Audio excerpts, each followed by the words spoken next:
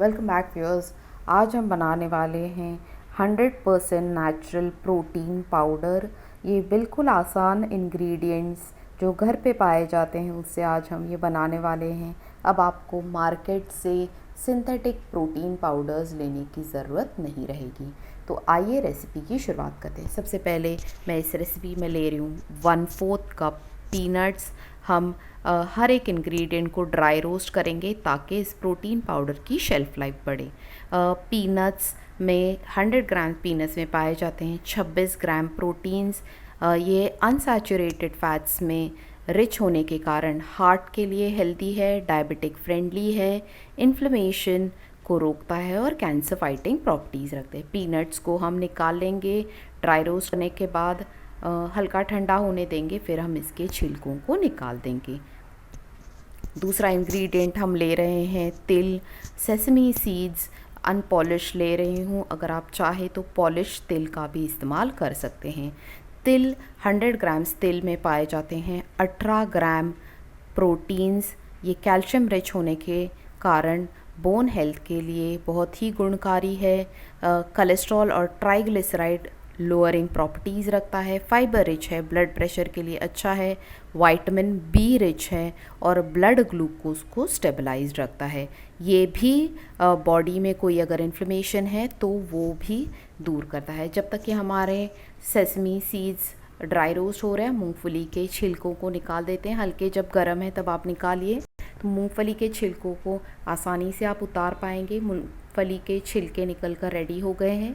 ये अगर आप चाहे तो ना भी करें, मैं कर रही हूँ क्योंकि प्रोटीन पाउडर को जब हम दूध में मिलाएंगे तो छिलके ऊपर तैरने लगते हैं, इसीलिए मैं छिलकों को निकाल रही हूँ। मेरे ये तिल भी भुन कर रेडी हो चुके हैं। तिल को भी प्लेट में निकाल लेते हैं। तो मूंगफली और तिल मेरे 2 इंग्रेडिएंट्स भुनकर रेडी हो चुके हैं ड्राई रोस्ट होकर।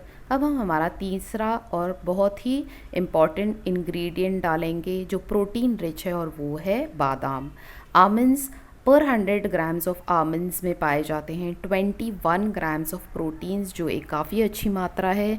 आमंड्स को मैसिव सोर्स ऑफ न्यूट्रिएंट माना जाता है। इसमें पाए जाते हैं एंटीऑक्सीडेंट प्रॉपर्टीज़। इसमें है विटामिन ई, फाइबर रिच है, बीपी कोलेस्ट्रॉल के लिए गुणकारी, और वेट लॉस में तो गुणकारी है ही।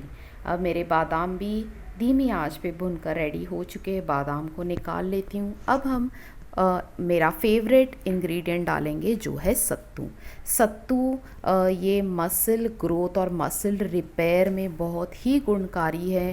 केवल 100 ग्राम सत्तू में पाया जाता है 20 ग्राम प्रोटीन्स। हालांकि सत्तू ये एक पाउडर है, फिर भी मैं इसे भून कर ले रही हूँ ताकि हमारे प्रोटीन पाउडर की शेल्फ़ लाइफ बढ़े और बिल्कुल भी मॉइस्चर ना पकड़े। सत्तू की तासीर ठंडी होती है, ये बॉडी को कूलिंग इफ़ेक्ट देता है, इसीलिए इसे ऑल सीजन्स में इस्तेमाल करना ज़रूरी है। ये इंस्टेंट एनर्जी सोर्स है और जो वर्कआउट करते हैं उनके लिए ये एक बून है। जो वर्कआउट्स करते हैं उनको वर्कआउट के बाद मसल रिपेयर और रीग्रोथ और टिश्यू रिपेयर में ये बिल्कुल मदद करता है, इसीलिए हम इसे इस प्रोटीन पाउडर में इस्तेमाल कर रहे हैं। ये डाइजेशन में बहुत आसान है और आपको वेट लॉस में बहुत मदद करता है। तो मेरे ये सारे इंग्रेडिएंट्स रेडी है। अब मैं इसको फ्लेवरिंग दे रही हूँ इलायची पाउडर से। 1 टीस्पून ऑफ इलायची पाउडर डाल रही हूँ। अगर आप चाहे तो ये स्टेज पर कोको पाउडर डाल सकते हैं। वेनिला, अगर वेनिला की फ्लेवर देना चाहे तो मैं आपको बताऊंगी किस स्टेज पे आपको वेनिला एसेंस ऐड करना है। ये स्टेज पर मैं नेचुरल फ्लेवर का, इलायची फ्लेवर का पाउडर बना रही हूँ, प्रोटीन पाउडर। अभी हम सारे इंग्रेडिएंट्स को हल्का गर्म होने पर ही हम ग्राइंड करेंगे। गरम गरम अगर आप इंग्रेडिएंट्स को ग्राइंड करेंगे तो आपकी प्रोटीन पेस्ट बनेगी, ना ही प्रोटीन पाउडर। हमें प्रोटीन पाउडर बनाना है, इसीलिए हल्का, बिल्कुल हल्का गर्म होगा तभी हम सारे इंग्रेडिएंट्स को ग्राइंड करेंगे, और पल्स मोड पे ग्राइंड करना है। अगर आप लगातार ग्राइंडर को चलाएंगे तो इसमें से तेल रिलीज़ होगा और आपकी प्रोटीन पेस्ट बन जाएगी। आप देख सकते हैं परफेक्ट कंसिस्टेंसी की मेरी प्रोटीन पाउडर बनकर रेडी हो चुकी है। और इस पाउडर को नेचुरल फॉर्म में, बॉडी नेचुरल होने के कारण बॉडी 100% एब्जॉर्ब करेगी। अब मैं आपको दिखाती हूँ कि इसे स्टोर कैसे करना है। आप इस तरीके से एयर टाइट कंटेनर में इसको भर के 7 डेज़ तक इसको आप बाहर रख सकते हैं। अगर 7 दिन से ज़्यादा आप इसे प्रिज़र्व करना चाहें तो आप 15 दिन तक फ्रिज में इसे प्रिज़र्व कर सकते हैं। एक महीने की प्रोटीन पाउडर बना के मत रखिए, इसमें से एक तेल की स्मेल आती है ज़्यादा दिनों तक रखने के बाद, क्योंकि ये all natural, no chemicals, no preservatives, no additives, कोई भी आर्टिफिशियल इंग्रेडिएंट मैंने प्रिजर्वेटिव के तौर पे नहीं डाला, इसीलिए इसकी शेल्फ़ लाइफ कम होना बिल्कुल आम है। तो आइए इस प्रोटीन पाउडर से कैसे प्रोटीन शेक बनाना है वो देख लेते हैं। मैंने 250 ml टोन्ड मिल्क लिया, आप चाहे तो आमंड मिल्क, कोई भी मिल्क, आप होल मिल्क, कोई भी मिल्क आप यूज़ कर सकते हैं। उसमें डाल रही हूँ मैं 1 चम्मच हमारा प्रोटीन पाउडर, उसमें डाल रही हूँ 1 चम्मच गुड़। अगर आप चाहे तो गुड़ या कोई भी स्वीटनर को स्किप कर सकते हैं। अब मैं डाल रही हूँ इसमें और एक पावरफुल इंग्रेडिएंट जो है हल्दी। हल्दी आपके इन बॉडी में जब वर्कआउट के बाद मसल सोरनेस होती है तो उस इन्फ्लेमेशन को कम करने में एंटी इन्फ्लेमेटरी प्रॉपर्टीज़ रखता है, इसीलिए ये आपको मसल रिपेयर में काम आता है। इसीलिए जो भी वर्कआउट कर रहे हैं उन्हें हल्दी का आपके खाने में इस्तेमाल करना बहुत ज़रूरी है। और ये हमारा प्रोटीन ऑल नेचुरल शेक बनकर रेडी हो गया है।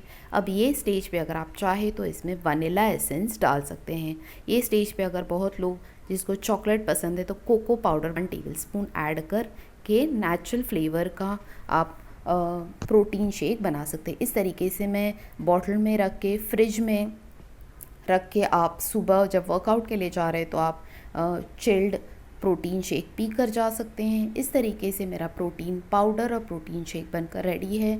अब मैं आपका बहुत ही इम्पॉर्टेंट सवाल का जवाब देते हुए इस प्रोटीन पाउडर में कितने ग्राम प्रोटीन्स हैं, तो 1 टेबलस्पून ऑफ प्रोटीन पाउडर में पाए जाते हैं 10 ग्राम्स ऑफ प्रोटीन्स। तो प्रोटीन शेक हमारा 20 ग्राम्स ऑफ प्रोटीन्स केवल 1 ग्लास शेक में पा सकते हैं। आपने देखा इस रेसिपी को बनाना कितना